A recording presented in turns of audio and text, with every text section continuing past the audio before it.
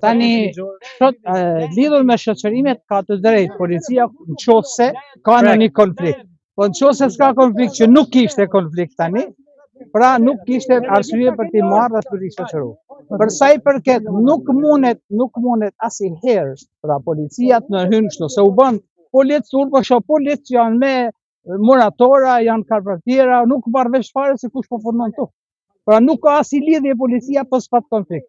Policia duhet rrinë distancë dhe nëse ka konflikt, atëherë mund të hyjë. Ju një avokati i banorëve, çfarë statusi ka aktualisht kjo pronë të zonë kriminale?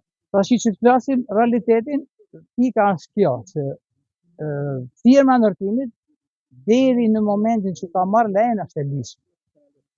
Fatmir Shpeza ka falsifikuar dokumentat, ka marrë pronën, ndërsa kompania ja ka marrë këtë pronë, ja ka blesë sipas ligjeve jashtë krejt okej.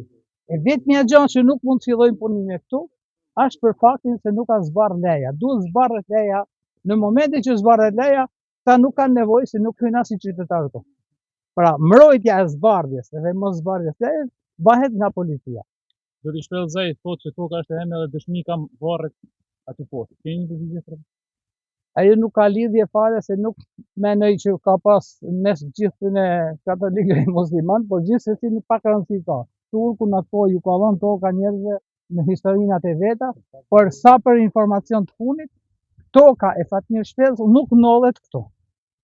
Ndodhet tjetër kund dhe nuk ka asnjë lidhje me këtë punë.